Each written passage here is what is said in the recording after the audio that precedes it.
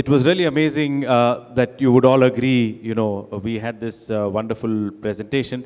I have just one question to each of you. As India moves to the next decade, which is 25 to 35, and we've seen some wonderful presentation. We have Sai from Noora. Are you here? Sai is there? Okay, then whenever he comes, ask him to join as well. As India moves to the next decade from 25 to 35, there is a huge need for collaboration, for combined effort, for synergy and discovery of joint opportunity and to solve problems jointly. So what I want to do, please come on that side, yes. What I want to do is maybe let me start with Philip's point of view, given that you started the session and so on. Maybe we can get one mic to reach others. You decided to go to the heart of the matter and to help Indians take care of their heart, because once the heart is healthy and well, everything else can follow.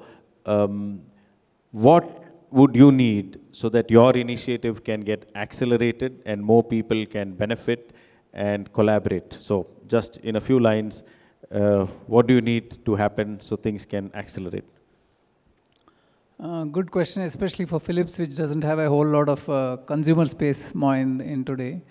I think access to institutions that believe that health plays a huge role in anything they do. This could be colleges, this could be universities, could be companies, it could be government, but the institutions that believe typically lead the way, right? We don't, as Philips, we don't need money. We have enough of that. But we really want to start a movement, and that's why we started the Green Heart movement, because we feel inspiration has to come from organizational leaders. And they need to absolutely believe that, being aware of your health is more important than behavior change. I would always say. So I will do a little bit additional, one-line pitch. I think he made a clarion call to companies and to CEOs who think that their talent is creating an edge for them in the market.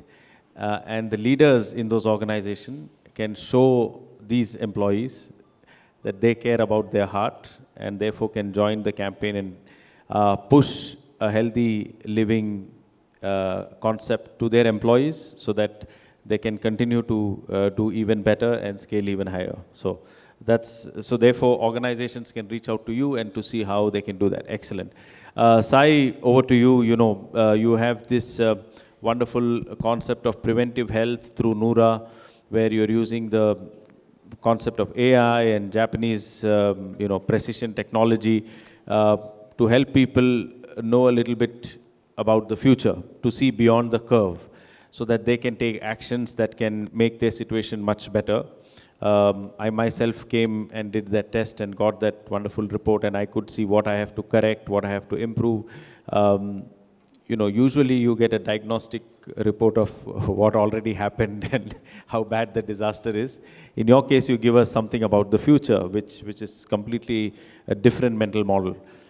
What do you need so that more people can benefit from the wonderful ecosystem that you are building? Because all your leaders are investing in India, opening multiple preventive health outlets. So what is it that you think will accelerate it even further and faster?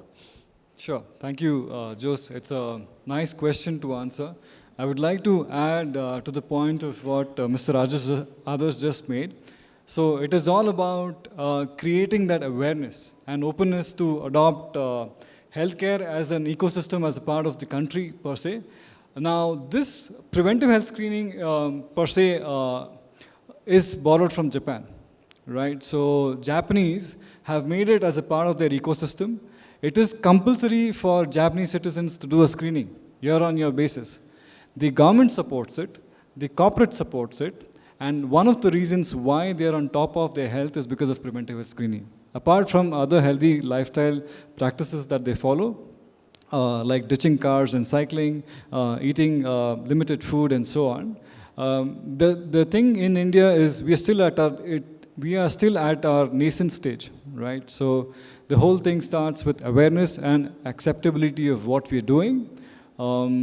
We would definitely need good support from organizations to help us welcome at their doors, where we will be able to create a substantial impact when it comes to good health.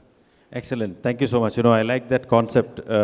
People who come to them, they don't call them patient, they call them guest, right? We call them guests. Yes, yeah. Because they're not patients. Yeah. So that's a very interesting mindset change itself, and then the whole experience of coming to your place is as though you're going to a resort, it's not, you don't get a sense that you're going to a hospital or something like that. Excellent mental model shift. Thank you. Now I come to John. I'm going the order of as we spoke, so you can, gather your thoughts. We have a mic here, no problem. John, you gave us some amazing data and statistics of what's really happening in Baramati and how AI is almost doubling productivity, almost helping farmers in their own language. Let's say they can speak into AI bots to find out what problem they need to solve. How do we take this across India from, you invited us to visit Baramati, which probably some of us could do. But is there a quick cut, copy, paste, replicate, scale model? What are your thoughts? Or maybe you're already doing it, then you can share. So Jose, interesting question. There is no copy cut model here. This requires millions of dollars of investment in research, technology, global giants coming together, and everybody aligning to one purpose. So while Mr. Pratap Pawar and his team have built together a fabulous product that impacts sugarcane, there is a lot of work happening in ragi, in millets, in rice, in wheat, and in tomato, in orchids, where AI is making a difference to each of these categories. But what he wants to do is currently take AI in sugarcane outside of Baramati to rest of India. So we're working together to take it to UP, to take it to Tamil Nadu, to take it to Karnataka, and these are some of the sugar bowls of India. But once that happens and we get to, currently we have about 1,000 acres under AI cultivation. The idea is to get to about 100,000 acres in the next 3 years. Once that happens, there is work happening in rice, in millet, in wheat. And the idea is to make India self-sufficient in food and also reduce India's dependence on imports of pesticides. So excellent. Yesterday we heard the Dutch Consul General who was here, who said, after the United States, the second largest agri-exporter is the Netherlands. And you know how small that is compared to India. Of course, it's about mastery of techniques and systems. We had the Israeli consul here today, and when we were there, we saw how they're using multiple systems and systems of systems to create efficiency at scale. So I think for TIA next year, we will have delegations from both the Netherlands and Israel here from those sectors. I think if you have to go 100x in 3 years, that means the time is now, the time is urgent. I think capital will follow. Yesterday we had an interesting VC roundtable as well, and it's clear there is a lot of money to deploy in different solutions, especially where it's of national importance. And given the current geopolitical situation, you never know suddenly what will stop getting exported or imported. So it's good to be self-sufficient or Atmanirbhar in that sense. Dr. Adarsh, you did this whole journey and got FDA approval. I know, when you came first time with your product at our event, you had it in your hand. And, when you were saying we will be getting FDA approval, we were like, okay, whatever, this guy is crazy. But, you actually got it. And, we saw that certificate as well. It's a really difficult journey. Just can you give, because some startups are in the room and also a lot of people are watching our live stream online, can you just give 1 or 2 points of advice? Because it would have been a very scary journey. In between, you would have lost faith that it will happen. Maybe are you wasting your time? Maybe you could do something else. So can you just, because you need money, I know, that will come for sure. much easier compared to the approval thing, FDA especially. But can you give a few encouraging thoughts and words for some of the other founders who may also be losing hope in between in their journey? No, yeah. So for me, addressing a particular problem which is pressing is important, and if you are able to convey that problem, there are people, many people who will support you, just like Jose, who has been supporting for the last three conferences, and there are many people like Jose who will follow you if they are enrolled in the problem and what you are doing. So people will follow and people will support. So that is important. And from the from the first question you asked, Jose, what I would like to see in India is streamlining of regulatory process, and that's been one thing that motivated me to apply to FDA rather than rather than an Indian body. So we applied to both the bodies, but we have gotten an FDA clearance, but still we are working on the Indian. So I would want the Indian regulatory clearances to be streamlined and made startup friendly, especially the medical device startup friendly. That would give a great impetus to the medical device. And there are so many ideas, good ideas in India which are stopped by the regulatory bodies. That's what I would like to see. Excellent, very valid point. This time we had the IFSA chairperson here, the IAS officer Raja Raman, who was in person in the morning and then addressed the VC roundtable of how capital can come into India, how dividends can go out, what structured AIFs need to be created.